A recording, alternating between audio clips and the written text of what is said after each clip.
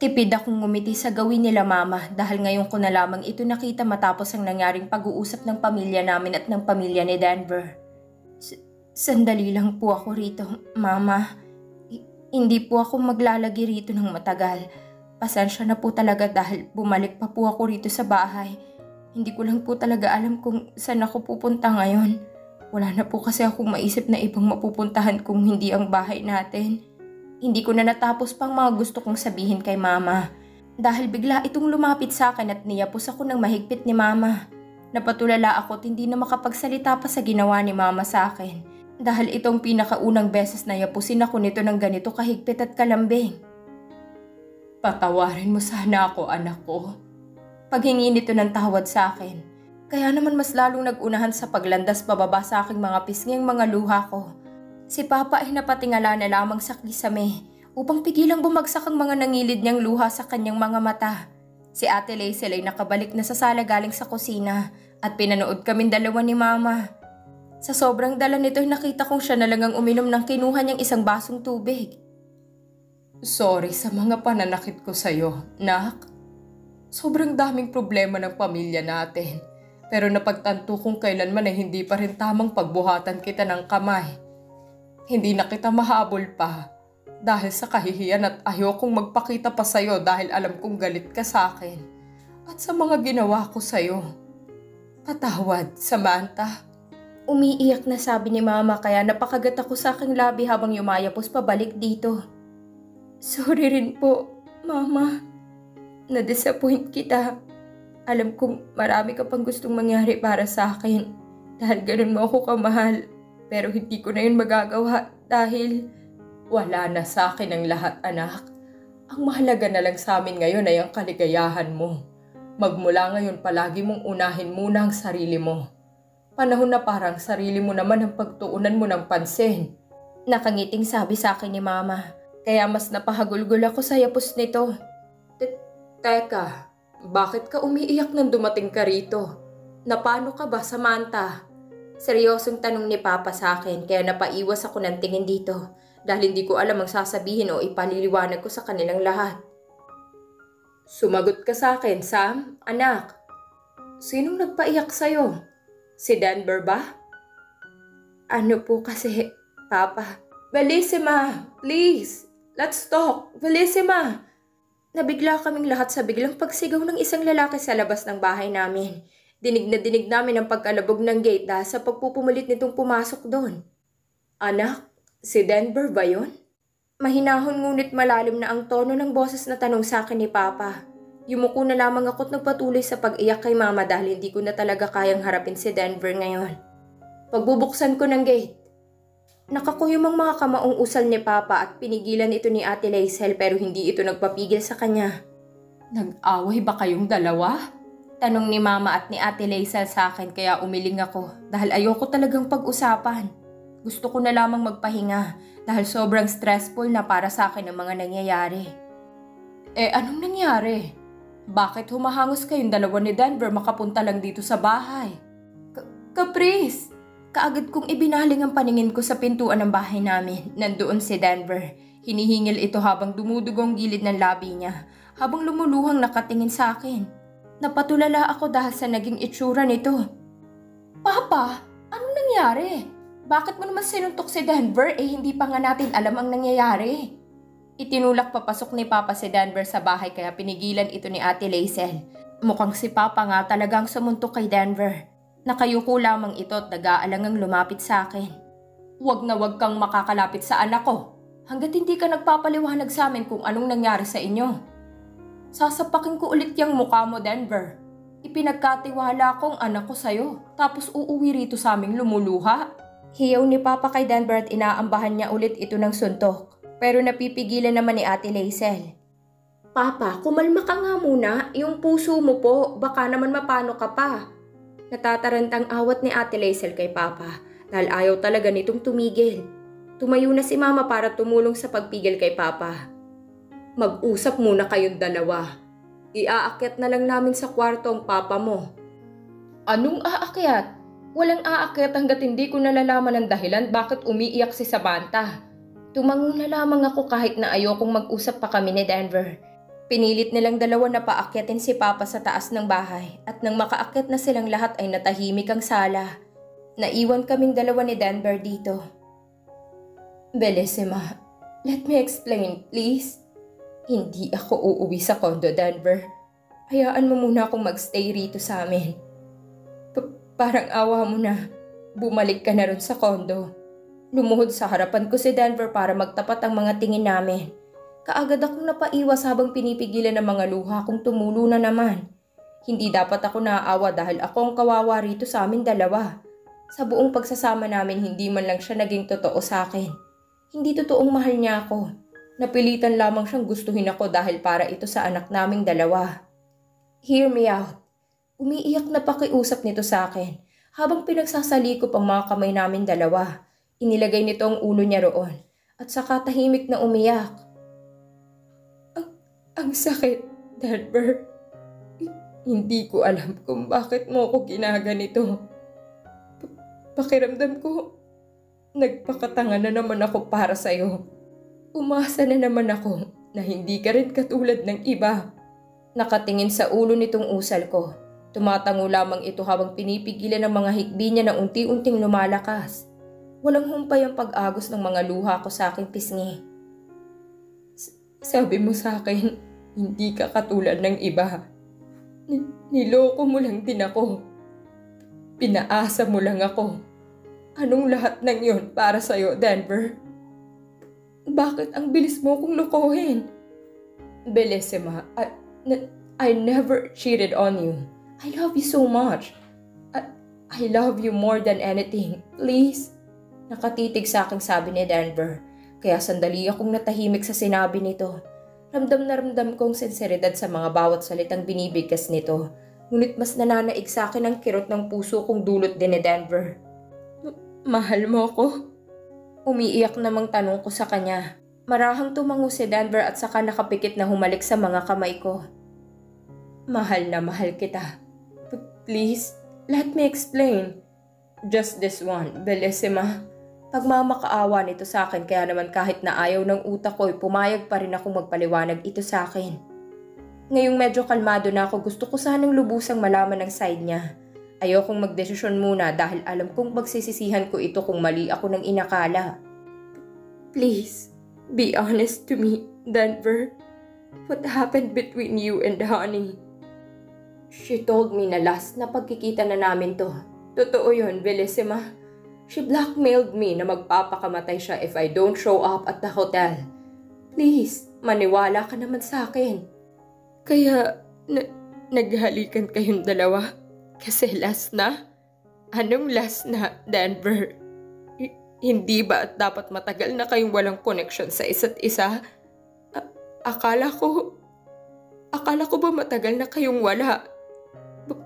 Bakit ganyan ka pa rin sa tuwing si Honey ang usapan? I don't know. I can't be the reason for her death, Bellissima. You are so unbelievable, Denver. Naghahanap ka na lang ng paraan para makapagsinungaling sa akin. Lalo mo lang pinalalala ang lahat, Denver. Tama na siguro to. Tama na. Lalo mo lang akong sinasaktan, Denver. Matagal nang tapos ang relasyon naming dalawa ni Honey, Bellissima. Alam mo yan. Mahal na mahal kita. Paniwalaan mo naman sana ako.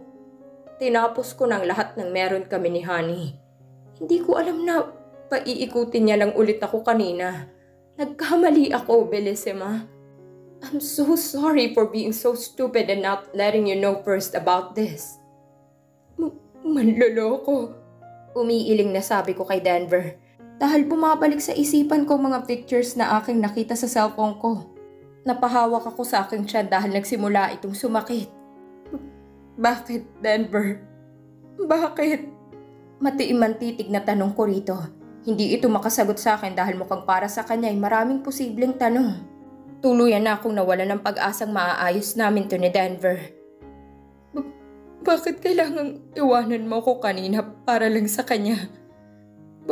Bakit hindi ka makontak? Dahil ba nagsasaya ka? Nagkakasiyahan kayong dalawa ni Honey sa kama? Walang ibang explanation sa ginawa niyo ni Honey, Denver. No, I really don't want it to. She kissed me first. I didn't do anything. Walang nangyari sa pagitan namin dalawa ni Honey, Bellissima. Naririnig mo ba talaga ang sarili mo? Pagputol ko sa mga sasabihin pa ni Denver, nabigla naman siya at napipilan dahil sa tingin na ibinibigay ko sa kanya. You cared for her life. You're scared she might end up her life while me, who's trying to figure out everything inside a room in the hospital with Crisantemo. You just left me. You just left me. Like I was nothing to you. I'm really nothing to you. You didn't even think of me, Denver.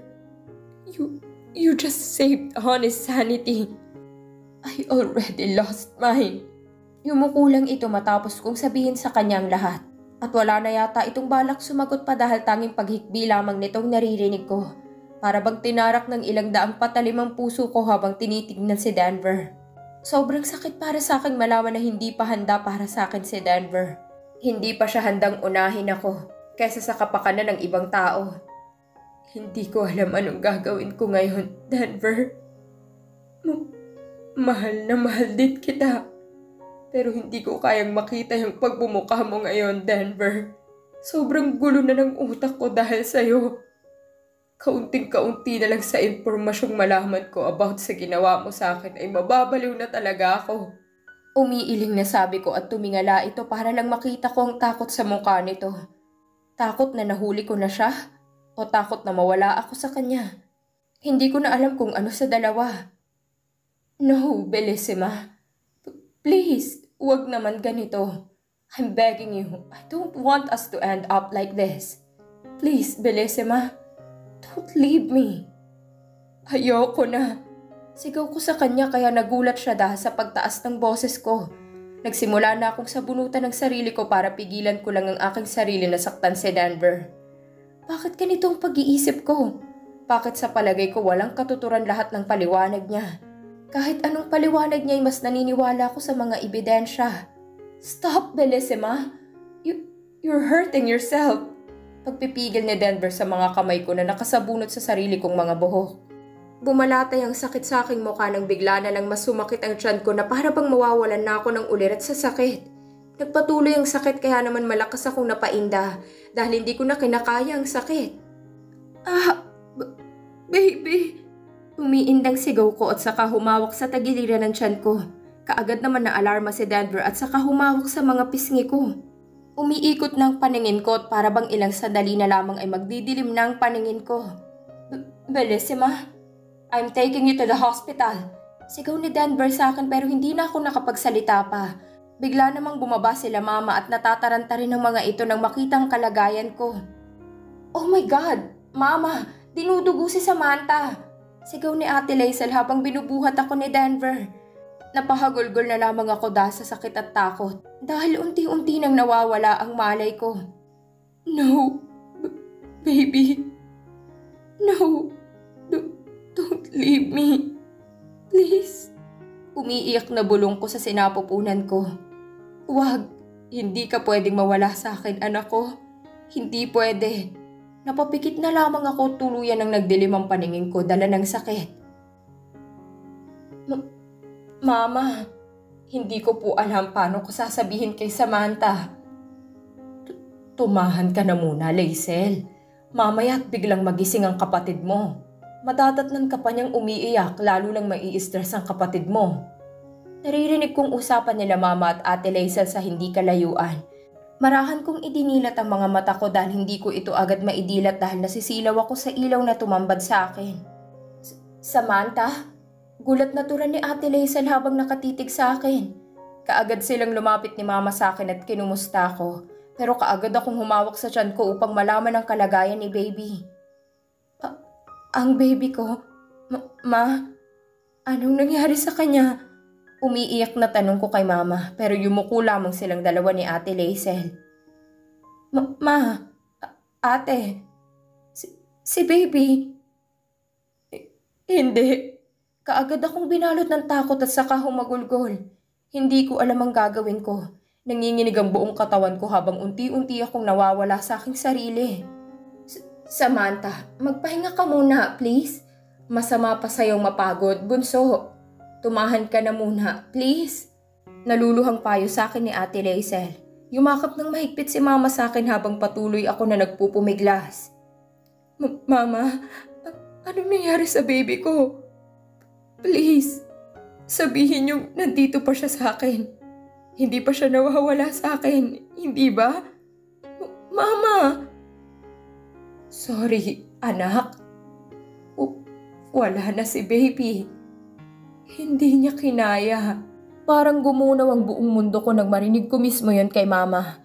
Tumigil ako sa pag-iyak at parang pinipiga ang puso ko hanggang sa madurog ito. Bumitaw ako sa pagkakayakap ni Mama at saka ako tumingin sa aking tiyan. Nanginginig ang mga kamay na humawak ako sa tiyan ko. Parang gusto ko nalang mawalan ulit ng ulirat sa sakit na nararamdaman ko ngayon. Hindi ko alam kung anong gagawin ko. Baby ko. Usal ko habang bumubuhos pababa sa aking mga pisngi ang mga luha ko. Nabibingi ang tenga ko dahil sa tindi ng sakit na nararamdaman ko. Kasalanan ko to. Hindi ako nag-ingat. Wala na. Wala na ang anak ko. Bumukas ang pintuan ng kwarto ng ospital at pumasok si Papa Ron. Nasa likod nito si Denver. Pagod na pagod ko itong tiningnan. Wala na akong lakas para magalit pa. Nawala na ang anak ko, ang buhay ko. Para bang nawalan na ng direksyon ang buhay ko. Papa? Umiiyak na usal ko kay Papa. Kaagad na lumapit sa akin si Papa at saka yumakap ng mahigpit sa akin. Hinahaplos nito ang buhok ko kaya mas sumagulgol lang ako sa bisig nito. Kailangan ko sila. Hindi ko na alam ang gagawin ko. Para na akong mababaliw sa sakit. Tahan na, anak. Kumalma ka muna, Sam.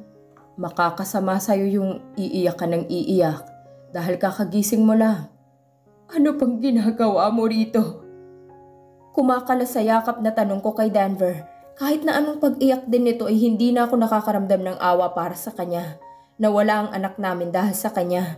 Hindi niya tinupad lahat ng mga pangako niya sa amin dalawa. Bakit ka nandito? Lumuluhang tanong ko kay Denver. Lumapit ito sa akin para yakapin din ako pero umiwas lang ako rito.